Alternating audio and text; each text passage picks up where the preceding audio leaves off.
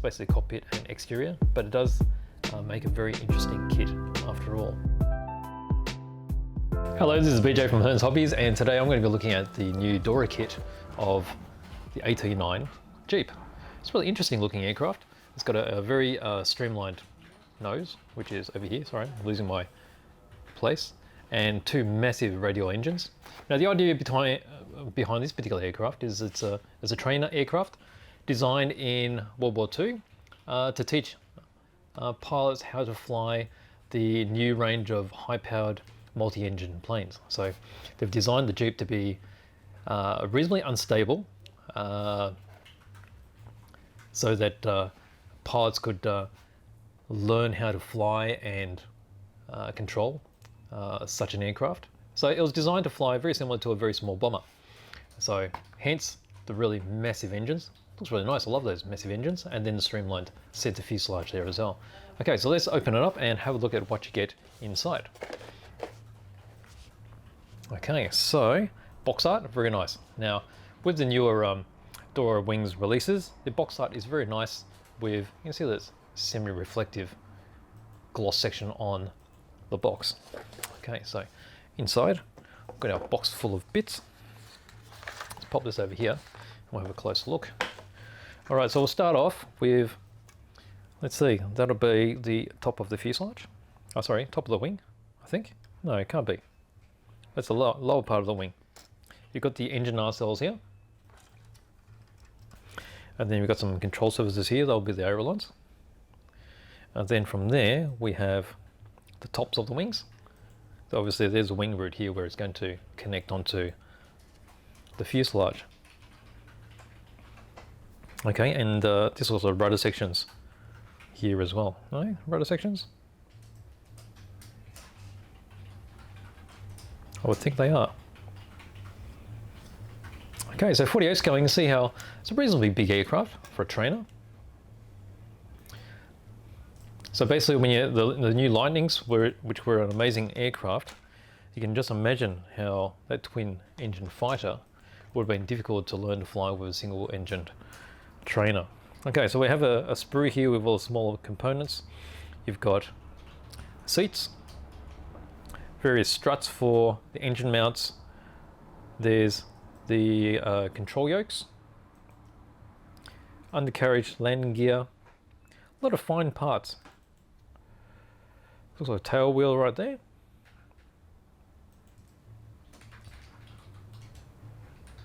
I mean, these are particularly small, and I think most of these parts are for the cockpit as well. The center console of the cockpit.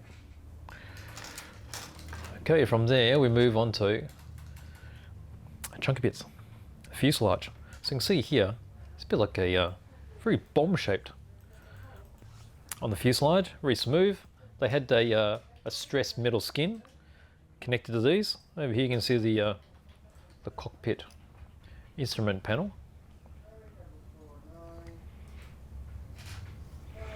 Over here looks like a blank, so there may be some photo etch. So you have your choices of either molded instruments, which you can just see there, the bezels are coming out, and then a flat section. So we'll check that out when we get into the manual. Over here we have the loader part of the engine nacelles. These are slotted, so that's where the undercarriage is hidden. And then we've got the noses here. Okay, over here we've got some engine components. So there's going to be two of these. And see how massive these radials are, and it comes with the plumbing as well, and some of the push rods. You've got the cowlings and the exhaust stacks around here as well. So all in all, there's quite a lot of bits, and I quite like kits with a lot of parts because it just makes everything more interesting. And particularly with these, you're going to be seeing a fair bit of this detail within the cowling. So having all of this is just going to make it quite enjoyable to look at. Also to build, of course. Got the main undercarriage here as well, the main wheels. Okay, from there we've got some clear parts. Let's just open this up and have a closer look at how clear they are. Clarity is one of those things that is sometimes lacking from clear parts, but from what I can tell here, these are very, very smooth. Okay, I'll put my finger under there so you can see if there's much distortion, and there's hardly any distortion. So they're being very, very well polished. So edges of this sprue are still in a matte finish, but very well polished in the doors. The doors are quite nice in that they're molded all in one, so you just need to mask off the clear parts and paint the outer. And then you got the windscreen across here. Quite nice. All right, so the clear parts, pop them over there. Okay, so this is the final sprue.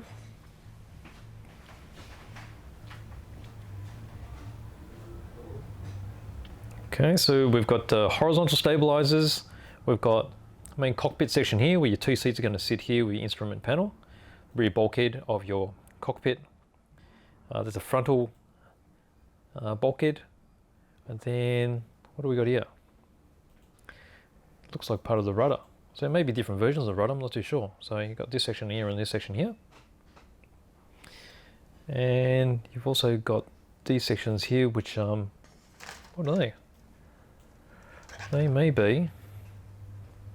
could be the inside sections of the cockpit. But we're going to move on to the instructions now, so we'll find out in just a moment. All right, so we have the instructions right here. And nicely well printed. So inside all the decals, quite a variety of different registration numbers, and then also the stars. And then we've got 2 frets of photo etch. Okay, so this one, not too sure what these are, but they look like the pedals for the pilot and the co-pilot. And then we have seat belts. Here's the photo etch instrument panel. I mean, that'll be the one I would pick because the details are so much cleaner on this compared to the plastic molded one. And then there's a lot of little bits and pieces as well. All right, that's nice. Actually, there's something else in there too. Let's have a look. That's what's in this smaller bag. Oh, that's window mask, which is a nice touch. Definitely helps, particularly when you're doing aircraft like this, which has got lots of panes of glass, there's a lot of framing. That's a nice addition, so you don't have to worry about trying to find an aftermarket set or doing a manual masking effort. So there we go, nicely colourful. All right, so here we go with the manual. First page is you've got the legend of all your parts, so you know exactly where to find. And then they also have the coding, so you got A, B, C, D, E, F, G parts, masking, decals, and then photo etch. But actually there's another sheet of photo etch which they don't show there, which is also included. So with the construction, you start with the cockpit, which is quite often the case. You know, any internal parts are usually done first before you build onto the rest of the structure. All right, so we've got the center console here with quite a few of the control dials. You've got the control yokes here for your pilot and your co-pilot. Here we have the photo etch going onto that blank instrument panel.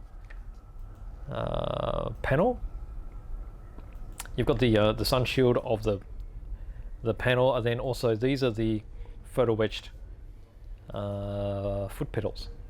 So we saw those before. Doing the seats with the seat belts. Seat belts are always very nice. Seat belts, even though they're very hard to see, they really bring out a lot of character. And then here you're doing most of the construction of the cockpit itself. So you have the front bulkhead, rear bulkhead, seats, and then the instrument panel. And then these are those 2 parts which I were unsure about. These are the actual lining for inside of the cockpit. Okay, so from there, it looks like this is the clear part for the windscreen. You've got a little bit of controls that are glued on the inside of there. 2 fuselage halves are put together, sandwiching the cockpit. And then you have your windscreen and your 2 doors getting fitted with the nose. And then over here, we've got, what are they? Oh, these are the wing tips with the ailerons, and then you have the flaps going in over here.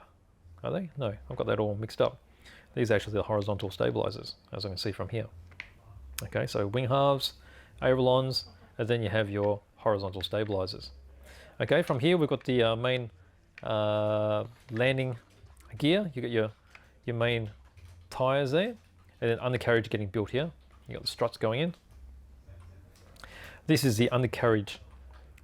What do you call it? Lost it.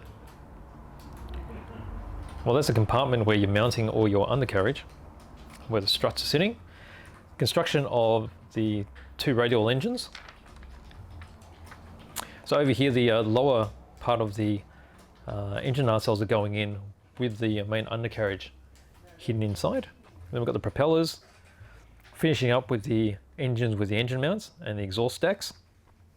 Engines mounted in. These are some of those smaller photo etch parts that we saw earlier. And then your cowlings and your cowling covers over the engines. Propellers on. And that's it. So construction finished. So here you got options for 4 different aircraft. Okay, so there's this one here, 1942, 556 School Squadron. And then this one here, Lubbock in 42, 43. A fairly bare metal finish one there with a little bit of green, Randolph, 42, 43. And then an all green with grey underside. And that's at the 338th Fighter Squadron in 44. Okay, and then you have your list of different colours. So the list codes for Mr. Hobby GSI, Tamiya, MiG, Hataka, and Life Color. And from all these, if you use other brands, it'll be quite easy for you to find alternatives as well. So there we go. So this is the Dora Wings. That's the AT-9 Jeep. So a very nice kit, 48 scale. And as you can see, it actually comes with a lot of parts and it's very good value for money. So semi-simple, I will call it, because it's basically cockpit and exterior, but it does make a very interesting kit after all.